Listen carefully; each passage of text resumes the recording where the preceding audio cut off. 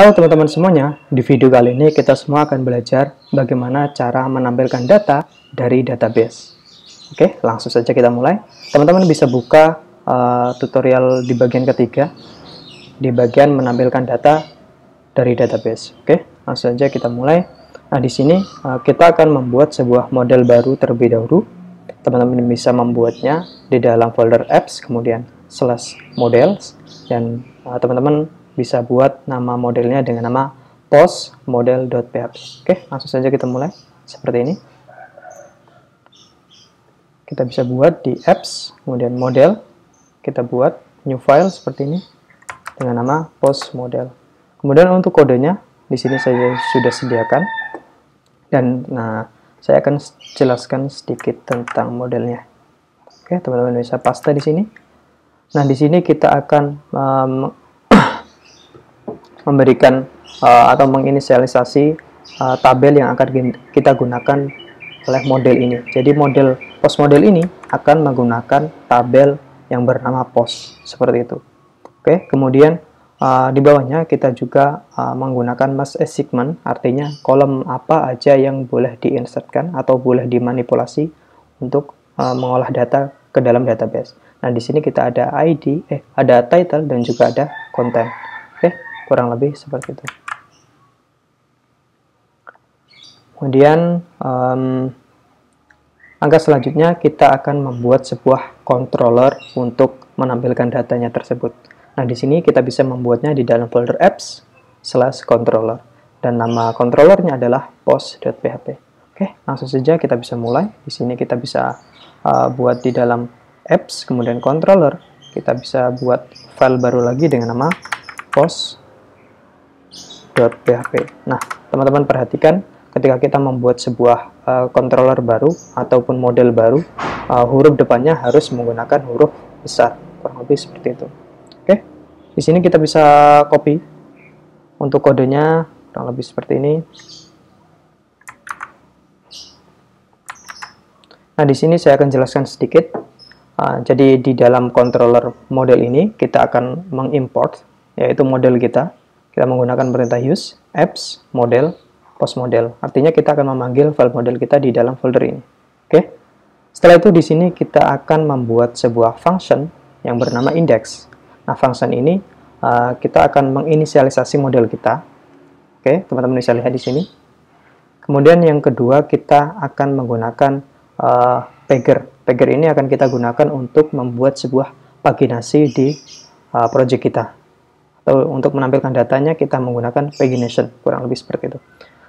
Kemudian di sini kita akan membuat sebuah membuat sebuah variabel data yang tipenya array. Nah, di sini kita memberikan isinya, yaitu yang pertama ada post, kita ambil dari model post, dan kemudian kita menggunakan paginet, artinya kita akan paginasi dengan jumlah data 2, kurang lebih seperti itu. Kemudian di bawahnya adalah pager untuk menampilkan paginasinya. Kemudian kita return atau kita load view-nya dengan nama post-index.php seperti ini. Oke, kita bisa save.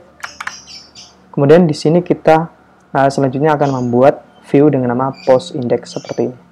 Kita copy di sini. Teman-teman bisa buat di dalam apps, kemudian views, kita buat namanya seperti ini, .php.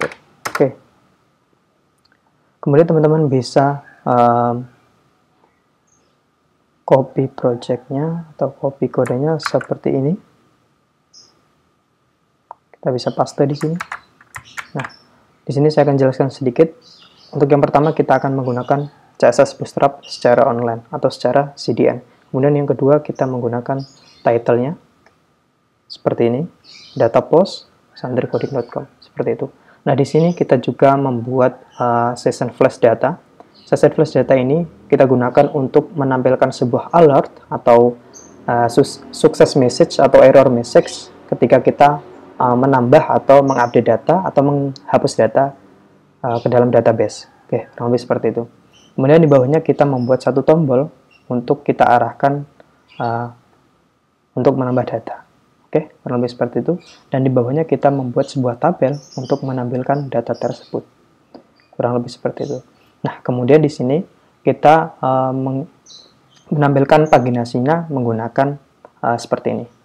Nah, di sini kita akan menggunakan pagination secara custom template. Oke, kurang lebih seperti ini. Jadi kita akan membuat template paginasinya terlebih dahulu. Oke, teman-teman bisa ikuti. Nah, di sini silakan teman-teman buat sebuah folder baru dengan nama Peggers di dalam app.views. Oke, jadi kita akan buat sebuah folder di dalam views dengan nama Peggers seperti ini. Selanjutnya di dalam folder Peggers tersebut kita akan buat namanya seperti ini. Oke, kita buat new file namanya seperti ini. Kemudian kita masukkan stylenya kurang lebih seperti ini. Kita masukkan. Oke.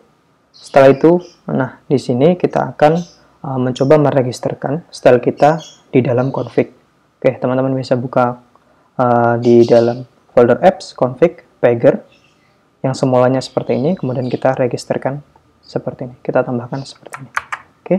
Di dalam folder apps, kemudian config, teman-teman cari peggers seperti ini, kemudian kita tambahkan di bagian templates, kita tambahkan seperti ini. Oke, kita save. Kemudian kita bisa coba menjalankan aplikasinya dengan localhost 8080/post seperti itu. Oke, kita bisa coba jalankan post seperti ini. Nah, di sini teman-teman bisa lihat kita tidak menampilkan data apapun karena kita belum memiliki data apapun di dalam database. Oke, sampai di sini video kali ini. Di video selanjutnya kita akan mencoba bagaimana cara memasukkan data ke dalam database. Oke, terima kasih.